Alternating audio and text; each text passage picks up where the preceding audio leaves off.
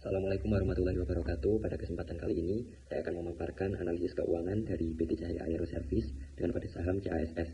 Video ini disusun untuk memenuhi tugas PJKL Manajemen Keuangan 2. Analisis ini disusun oleh saya sendiri dengan nama Jati Murti, NPM 2420103073 dari rombel K2.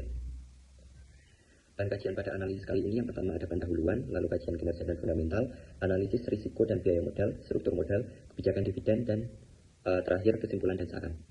Untuk pendahuluan, saya akan membacakan profil singkat perusahaan PT Kartik Aero Service.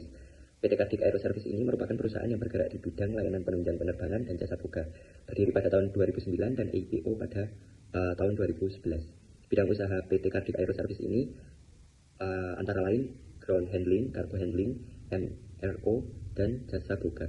Jangkauan pasarnya ada di Indonesia dan Singapura, dan visinya menjadi penyedia layanan bandar udara dan jasa boga pilihan di Indonesia.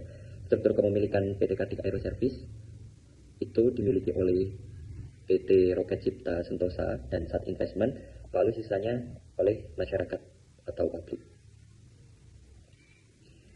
Pada kajian kinerja dan fundamental ditemukan bahwa NOWC dari PT Cahaya Aero Service ini meningkat dari 254 sekian juta menjadi 1.056.572 juta pada tahun 2024. TOC juga meningkat dari 869 juta pada tahun 2023 menjadi 1.557.757 juta pada tahun 2024. NOPAT juga meningkat dari 451.326 juta pada tahun 2023 menjadi 716.804 juta pada tahun 2024. FWA juga semakin tinggi dari tahun 2023 sebesar 845.827 juta menjadi 2.342.790 juta pada tahun 2024. Namun EVA menurun dari tahun 2023 ke 2024 yaitu sebesar 292.144 juta ke 219.826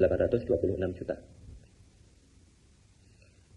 Lalu masih pada kajian kinerja dan fundamental, di sini ditemukan bahwa dari aspek profitabilitas, likuiditas, manajemen aset dan nilai pasar semuanya cenderung meningkat. Dan di nilai pasar juga cenderung meningkat walaupun pada price to earning ini menurun. Yang awalnya 8,29 kali menjadi 4,13 kali pada 2024. Dari kajian ini ditemukan beberapa kesimpulan. Yang pertama, profitabilitas meningkat, lalu likuiditas menguat, efisiensi aset meningkat, dan nilai pasar meningkat. Namun PR menurun. PR menurun ini menunjukkan bahwa laba per saham itu tumbuh lebih cepat dibandingkan harga saham. Lalu pada analisis risiko dan biaya modal juga dapat disimpulkan bahwa risiko perusahaan itu rendah dan terkendali, dibuktikan dengan meningkatnya beberapa indikator keuangan pada tabel ini. Lalu struktur modal semakin efisien dengan biaya modal menurun, perusahaan masih menciptakan nilai tambah bagi pemegang saham meskipun margin ROIC sedikit menurun. Lalu secara keseluruhan, profil risiko dan biaya modal CASS itu tetap sehat dan mendukung pertumbuhan jangka panjang. Pada struktur modal, debt to capital ratio pada tahun 2023 itu sebesar 1,90%. Artinya utang jangka panjang relatif kecil dibandingkan ekuitas. Dan pada tahun 2024 itu sebesar 1,09%, mencerminkan ketergantungan perusahaan pada utang semakin menurun dan ekuitas makin mendominasi.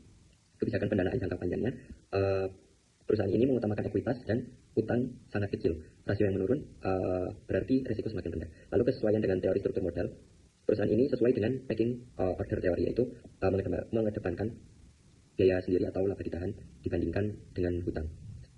Lalu struktur modal tetap dominan pada ekuitas.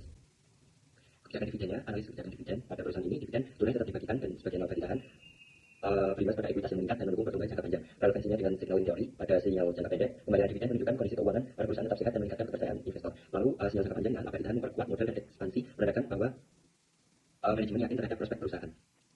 Kesimpulan dari analisis ini, kinerja keuangan CASS menunjukkan profitabilitas meningkat, efisiensi aset membaik, dan likuiditas kuat.